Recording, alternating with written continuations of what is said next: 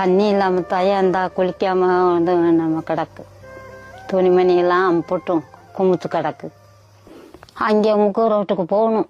யாருக்கிட்டையும் வண்டி வாங்கி ஒரு குடம் தலையில் குடம் வைக்க முடியல.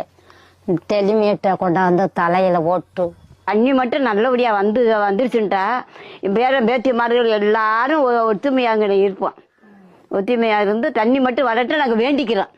வேண்டிக்கிட்டு நான் கூட நேர்த்தி கடை வச்சுருக்கேன். தண்ணி வந்தால் நாங்கள் விவசாயத்தை பார்த்துருவோம், இதை விட்டுருவோம். இதை இப்போ நாங்கள் கஷ்டப்பட்டானு பார்த்துக்கிட்டு இருக்கேன். 3 யோகமும் எங்கள் கம்மாய்க்கு தண்ணி வந்தால் நாங்கள் விவசாயத்தை பார்ப்போம். விவசாயத்தை பார்த்து அதை விவசாயத்தை வச்சு சாப்பிட்டுக்கிட்டு தொழில் பண்ணிக்கிட்டு இருப்போம். தண்ணி வராத காரணத்தினாலே அந்த காடுகளில் வெட்டி விலைக்கு வாங்கி தண்ணி வாங்கி தண்ணி குடிக்கும். விலைக்கு வாங்கி தான் மூட்டை சொல்கிறோம். விலைக்கு வாங்கி தான் காடுகளில் வெட்டிக்கிட்டு இருக்கோம். வேறு வழி இல்லை. தண்ணி ஒரு 4 நாளைக்கு ஒரு வாரக்கா வரும், அது நின்றும். நரிப்பூர் தண்ணி இங்கே வந்து ஊற்றி ஒரு குடம் 10 ரூபாய்க்கு வாங்கிட்டேன். 10 குடம் ஒரு ட்ரம்மு பிரம்மில் வாங்கி ஒரு ட்ரம்மு 13 குடம் குடிக்கும். அது 130 ரூபாய்க்கு வாங்கி அதில் தான் ஆடு மாடு நாங்கள் குளிக்கிறது சாப்பிட்றது தண்ணி சோறாக்குறது. அதுதான் வேறு தண்ணி இங்கே இல்லை.